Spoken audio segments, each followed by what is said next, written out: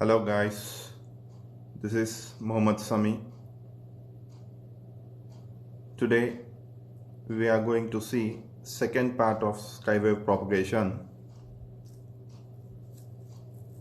So the contents which we are going to discuss today are virtual height, critical frequency, critical angle, maximum usable frequency and optimum working frequency. Next, what is skip distance, what is fading, and what is diversity.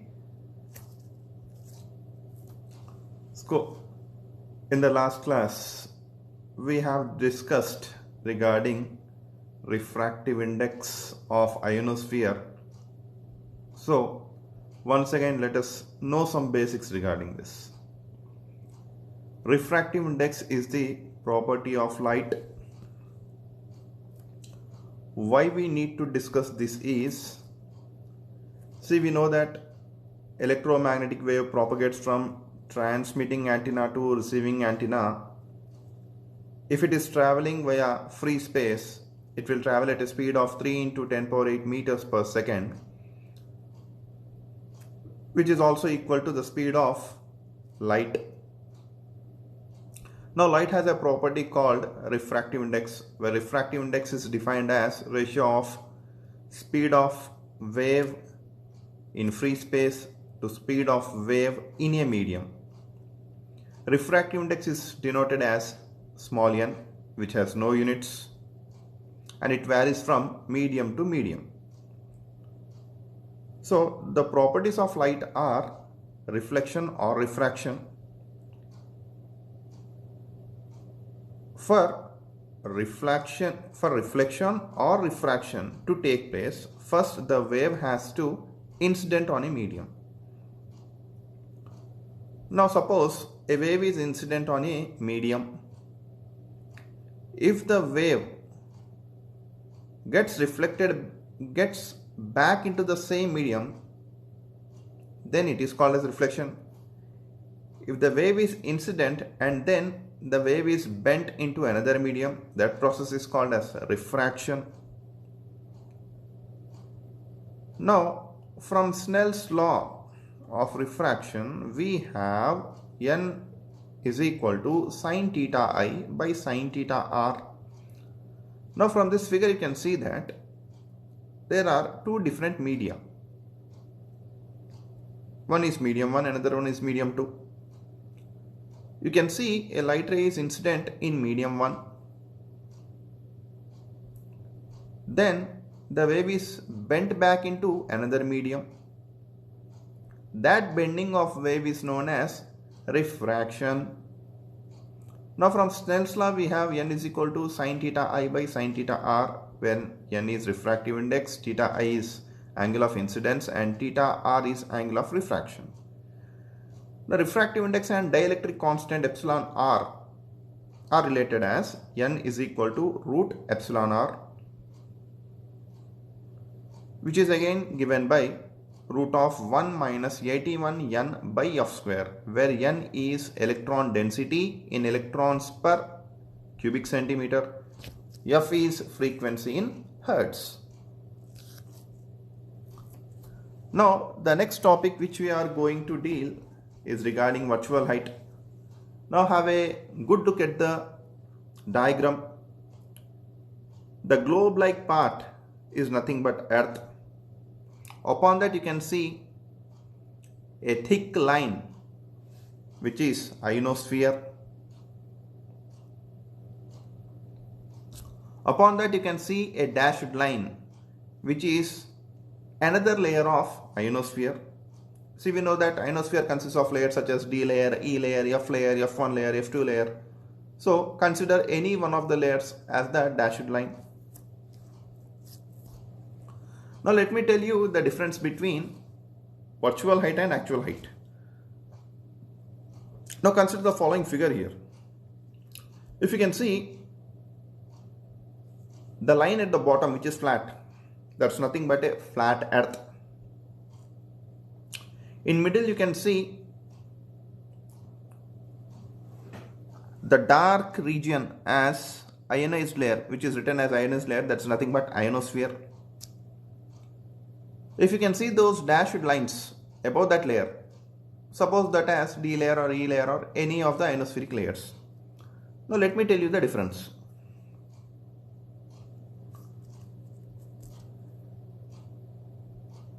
Now I am saying the definition of virtual height. It is defined as the height above the ground from which a sky wave will penetrate into the ionospheric layer, which means it will first go into those ionized layers and then it will come back to Earth.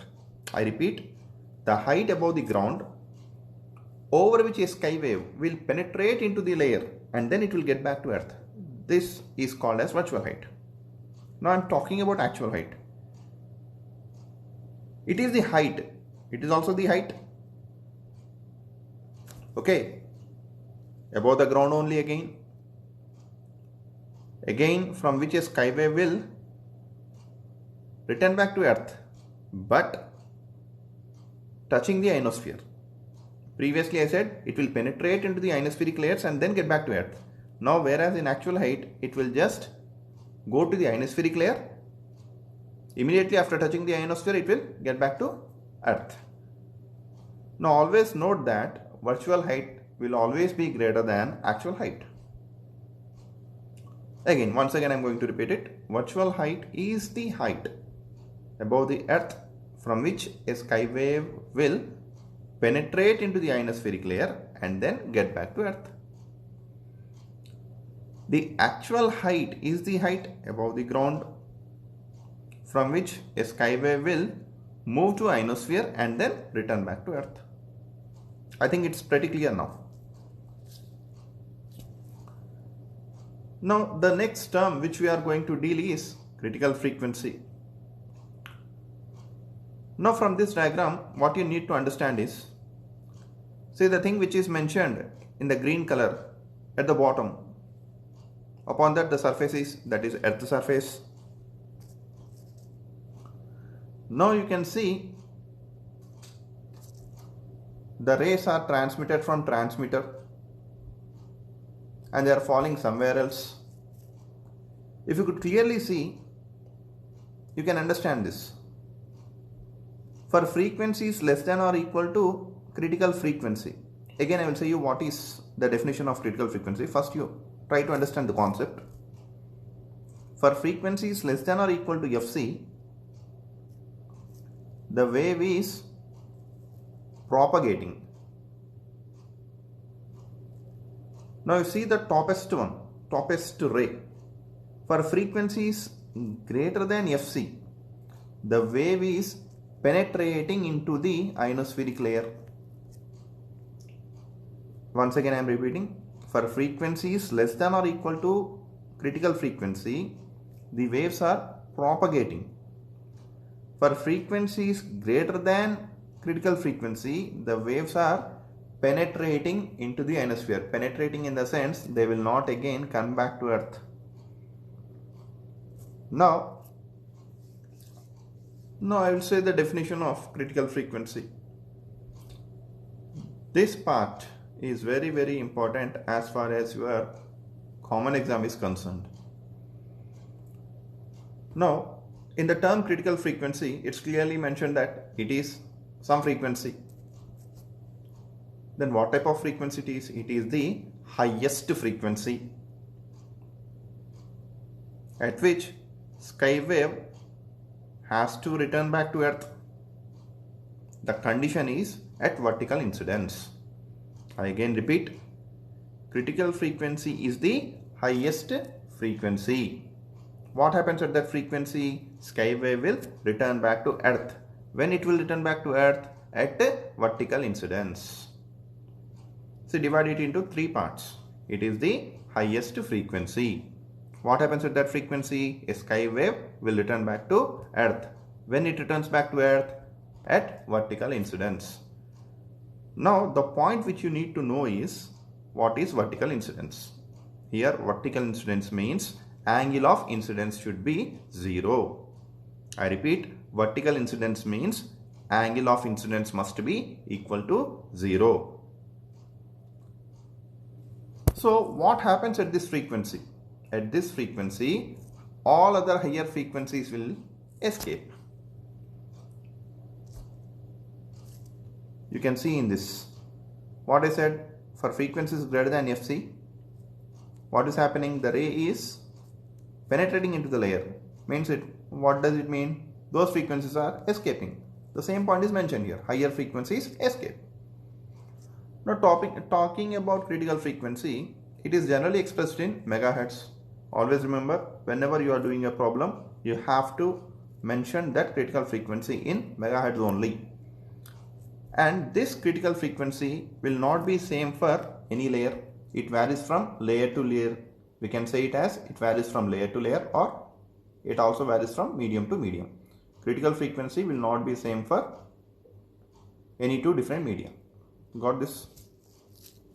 A small derivation regarding this. Previously we have seen that n refractive index is equal to root epsilon r, which is again equal to root of 1 minus 81 n by f square. From Snell's law we have n is equal to sin theta I by sin theta r. Got this? Now sin theta I by sin theta r is equal to root of 1 minus 81 n by f square. But as per definition of critical frequency, it is the highest frequency. Then you need to represent f as fc, n as n max, and theta I as, theta I means angle of incidence, as 0. Why we are substituting theta is equal to 0? Since critical frequency takes place at vertical incidence. That's why we are putting theta I is equal to 0, then n is equal to n max, and f is equal to fc. Okay, in the above equation, in place of theta I, we place it 0, then it is sin 0. Sin 0 value is 0. 0 by something is 0. 0 is equal to root of 1 minus 81 n by f square. Squaring on both sides, we get 1 minus 81 n max by fc square equals 0. So rearranging all the terms, if you send minus 81 n max by fc square onto right hand side, it becomes plus 81 n max by fc square equal to 1. Now if we cross multiply, fc square equal to 81 n max. If we send that square onto that side, it becomes fc equal to root of 81 n max. Now square root of 81 is 9, hence critical frequency fc is equal to 9 root n max. I repeat, n max is electron density, which is expressed in electrons per meter cube or electrons per centimeter cube. Got this? The value of critical frequency is 9 root n max.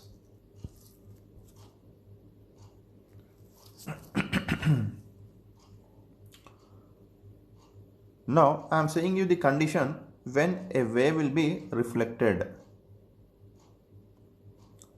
For a wave to reflect, the condition should be sin theta I should be greater than root of 1 minus 81 n max by f square. We know that fc equal to 9 root n max. Here it is written as fc equal to root 81 n max. For root 81 we can write it as fc equal to 9 root n max. Now critical angle. See the diagram carefully. You can see the dashed lines upwards. Those are ionospheric layers. At the bottom, it's nothing but Earth. You can see two cases here, theta less than theta c and theta less than theta c. Here theta c is critical angle and that theta is incidence angle. I repeat, here theta is incidence angle, theta c is critical angle.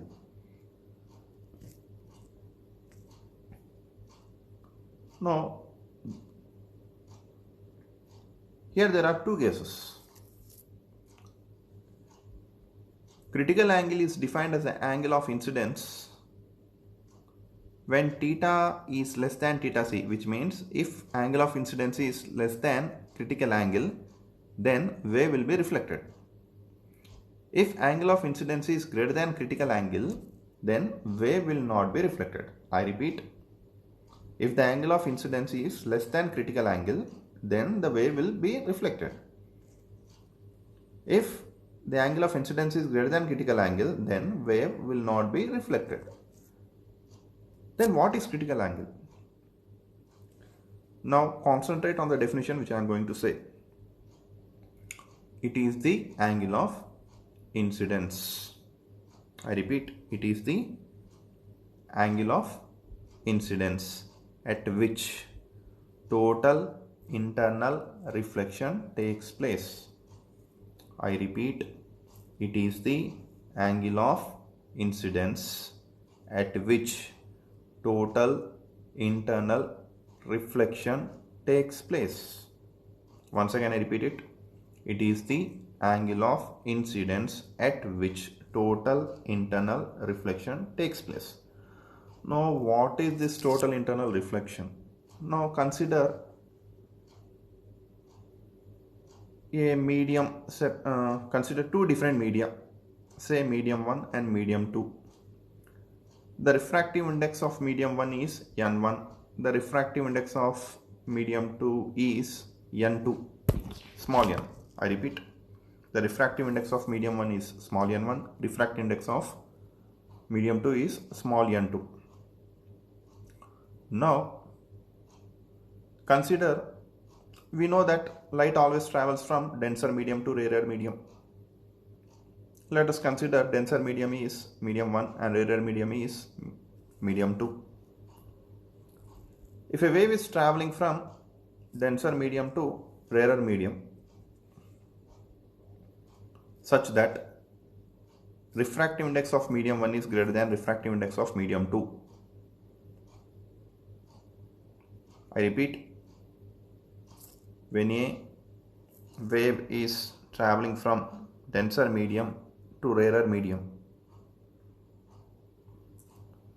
such that refractive index of first medium is greater than refractive index of second medium, n1 is greater than n2, then the wave will get completely reflected back. Then the wave will get completely reflected back into the medium 1. This process is called as total internal reflection. And the angle of incidence at which total internal reflection takes place is called as critical angle. I think now you got an idea what is critical angle. Now, critical angle depends on three parameters. First one is thickness of layer. Next one is height of layer above the ground and frequency of the wave. I repeat, critical angle depends on three factors: thickness of layer, height of the layer above the ground and frequency of wave. As the frequency of radio wave is increased, the critical angle must be reduced, which means the critical angle and frequency are having inverse relation, which means frequency is inversely proportional to critical angle. As frequency increases, critical angle decreases. Right. Again, this is most important. We can simply call it as MUF, or we can say maximum usable frequency. See, previously we spoke about critical angle. There we had defined it as it is the highest frequency at which a sky wave will return back to earth at vertical incidence.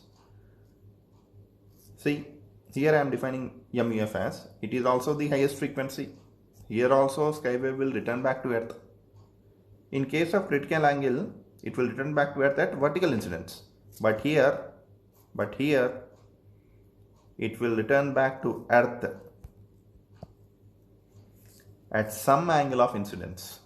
I repeat, in case of critical frequency, it is returning back to earth at vertical incidence. Vertical incidence means angle of incidence is 0.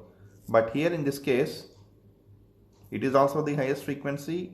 It is also here the sky wave is also returning back to earth, but at some angle of incidence, which means angle of incidence is not 0 in this case.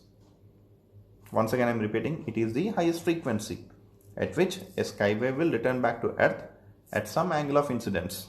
But in this case, angle of refraction is 90 degrees. Make a point here. There should be some angle of incidence, but angle of refraction should be exactly 90 degrees.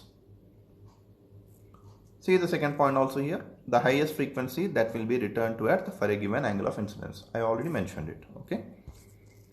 Next.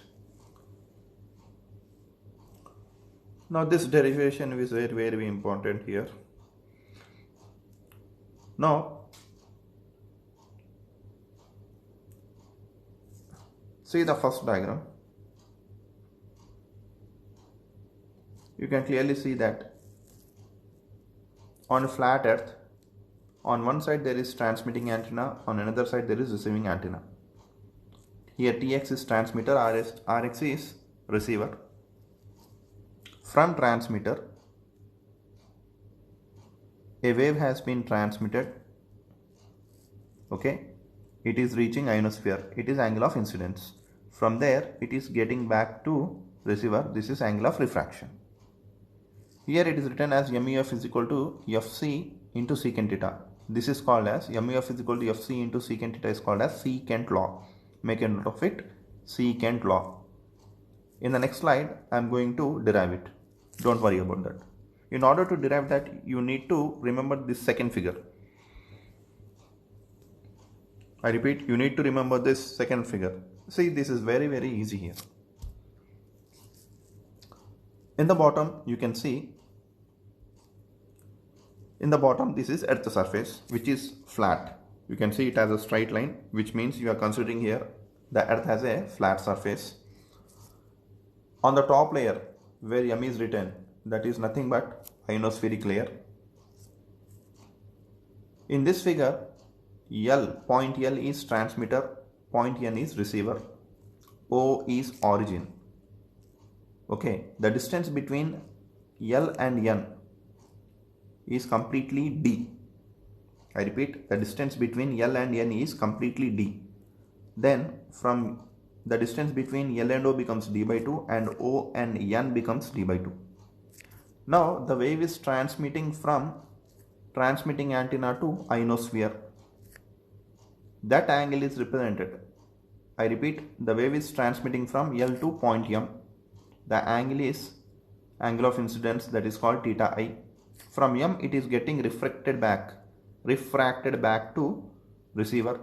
That angle is represented as theta R. The height MO, I repeat, the height MO is determined as H. Now I am dividing this into two triangles. First triangle is LOM, second triangle is MON. So these two triangles are right angled triangles. Now I am talking about triangle LOM. For a right angled triangle, we know that according to Pythagoras theorem, side square plus side square is equal to hypotenuse square. See here, considering triangle LOM, we have cos theta is equal to H by LM. That can be written as H by root of LM is hypotenuse here. Understood? Hypotenuse square equal to side square plus side square. Hypotenuse square, actually LM square equal to root of D by 2 square plus H square. It is LM square. For writing LM, then it becomes H by root of D by 2 whole square plus H square. On further simplification, we get cos theta is equal to 2H by root of D square plus 4H square. See, we know that N is equal to sin theta I by sin theta R. I said for MUF theta R should be 90 degrees. If sin theta is sin 90, then sin 90 equal to 1. Hence, n is equal to sin theta I, whose value is equal to root of 1 minus 81 n by f square. In place of n, we are putting n max. In place of f, we are putting f mu f. Then it becomes f mu f square in the denominator. Next, on further simplification, we get this. Squaring on both sides, we get sin square theta I equal to 1 minus 81 n max by f mu f square. In the previous case, we studied that fc equal to 9 root n max, then fc square equal to 81 n max. Now you can see that on further simplification, we get cos theta I is equal to fc by f mu f. Then if I multiply f mu f there, f mu f is equal to, it becomes f mu f is equal to fc by cos theta I, but 1 by cos theta is equal to secant theta. Then f mu f is equal to fc into secant theta. This is called as secant law.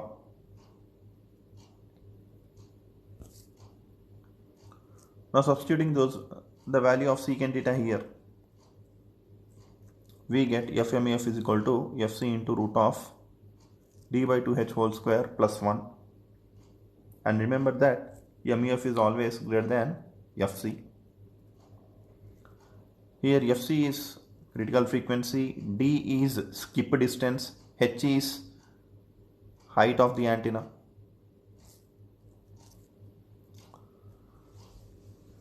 So what is skip distance?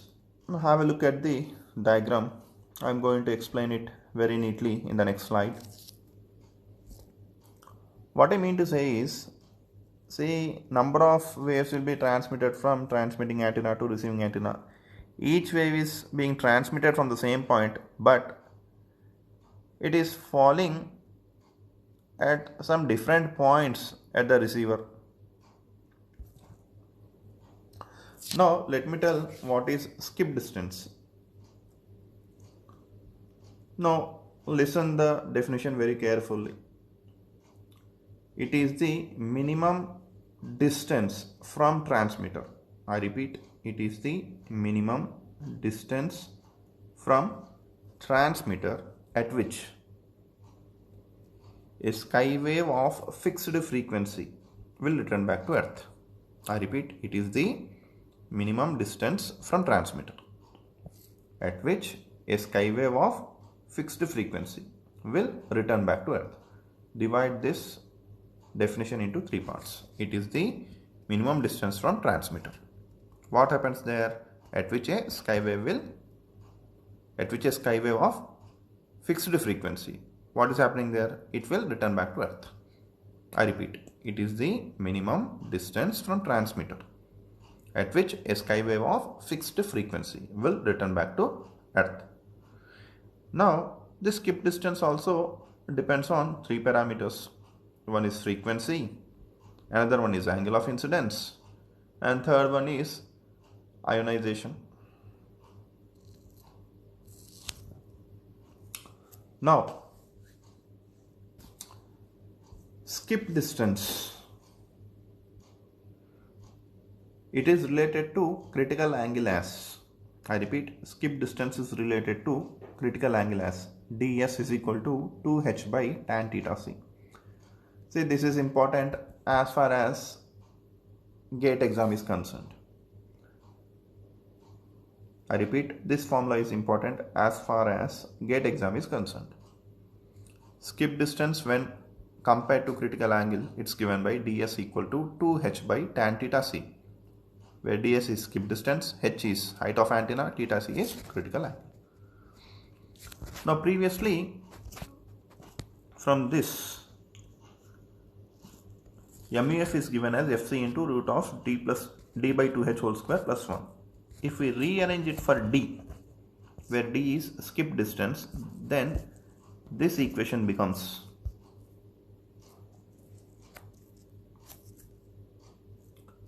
see, I am bringing this fc onto the left side, then it becomes f mu f by fc. If I square it on both sides, then it becomes FMEF by FC whole square equal to 1 plus D by 2H whole square. Here D is nothing but skip distance, hence it is written as D suffix skip. Okay, now I am sending that plus 1 onto the left hand side. This becomes D skip by 2H whole square equal to FMEF by FC whole square minus 1. If I send that square onto this side, this becomes D skip by 2H equal to root of FMEF by FC whole square minus 1. Then if I cross multiply, then D equal to 2H into root of FMEF by FC whole square minus 1.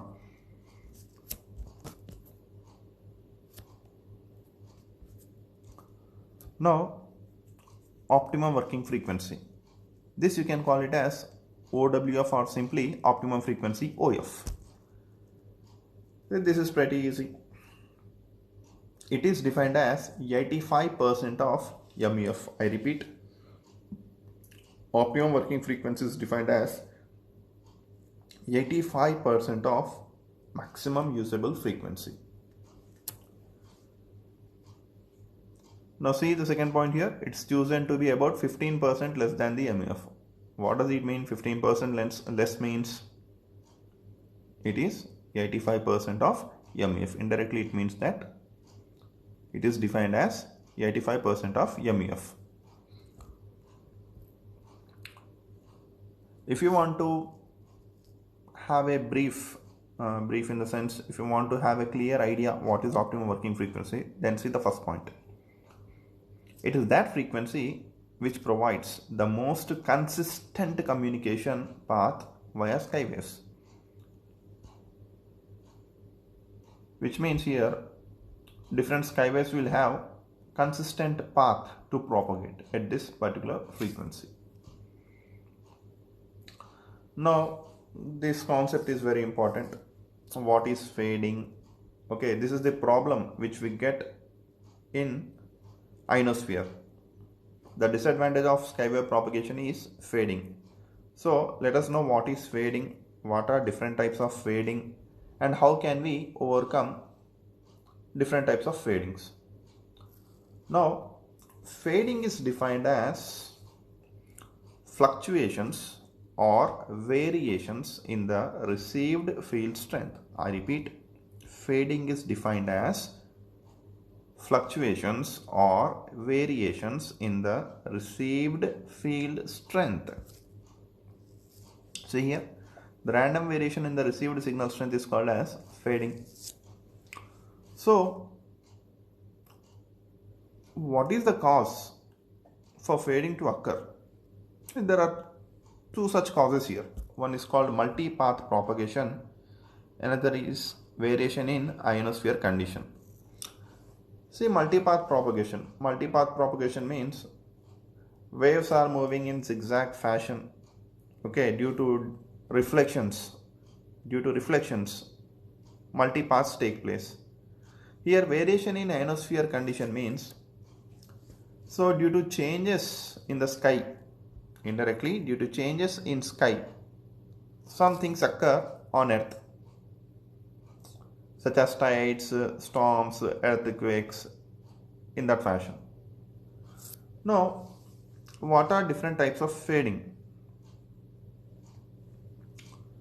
Different types of fading are multipath fading, selective fading, interference fading, polarization fading, skip distance fading, absorption fading. These are different types of fadings that occur in ionosphere. Now, what is multipath fading? How can we overcome it? The fading that occurs due to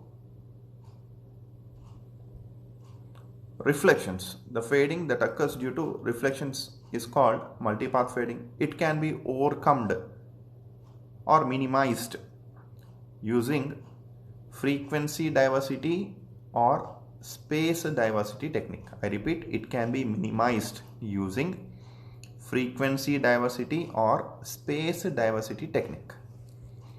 The next type is selective fading.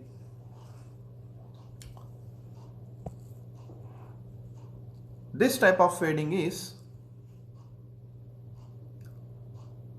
frequency selective, which means it depends on frequency.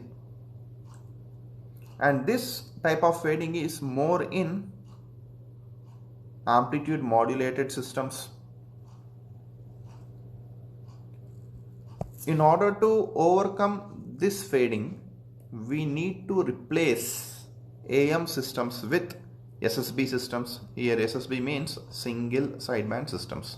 I once again repeat, selective fading is frequency selective, which means it will have high impact at higher frequencies, and this fading is more in amplitude modulated systems. So in order to minimize this fading, I have to replace AM systems with SSB systems. Here SSB systems means single sideband systems. Now another type of fading is interference fading. Now this type of fading is more serious than selective fading.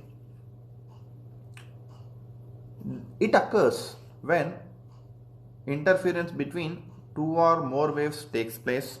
I repeat, this type of fading occurs when interference of two or more waves take place.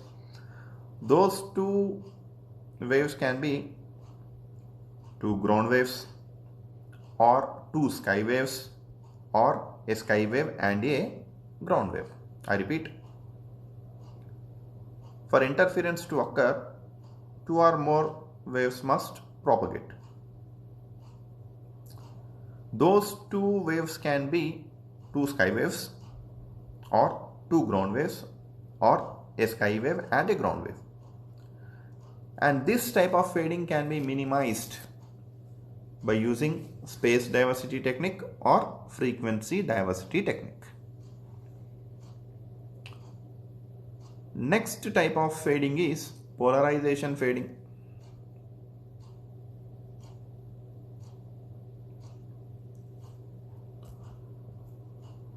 As the field strength changes, I repeat, as the field strength changes, the polarization of EM wave also changes. I repeat, as the field strength changes, then polarization of EM wave also changes. Here I used a word called polarization. What is polarization means? It is nothing but direction of electric field. In order to overcome this fading, or in order to overcome or minimize this fading, we use polarization diversity technique. I repeat, to minimize this fading, we use polarization diversity technique. Another type of fading is skip fading, or we can call it as skip distance fading. It is that type of fading which occurs near the skip distance. I repeat, this type of fading occurs near skip distance. And this type of fading can be overcome or minimized by using space diversity technique or frequency diversity technique. And last type of fading is absorption fading.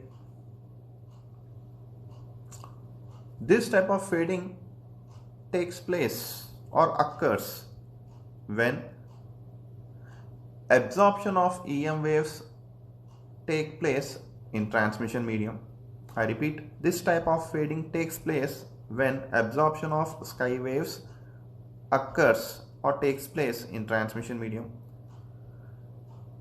This fading can also be minimized or overcome by using frequency diversity technique or space diversity technique.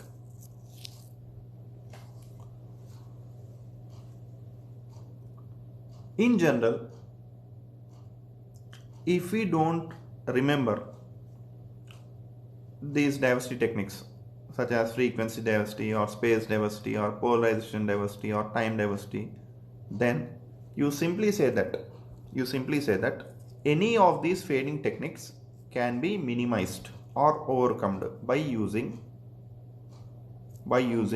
keep your minds open, by using diversity reception technique.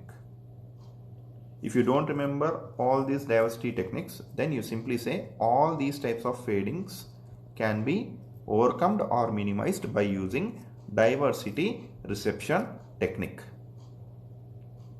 And a point to remember is, make a note of it, a device to measure virtual height. I repeat, a device to measure virtual height is called as ionosonde. I-O-N-O-S-O-N-D-E. I repeat, the device used to measure virtual height is called as ionosonde. I-O-N-O-S-O-N-D-E. Another formula to calculate virtual height is small h is equal to C capital T by 2. H is equal to Ct by 2, where h is virtual height, C is velocity of light, which is 3 into 10 power 8, T is time period. I hope all of you understood the topics which I discussed today. Thank you for being patient. Have a nice day.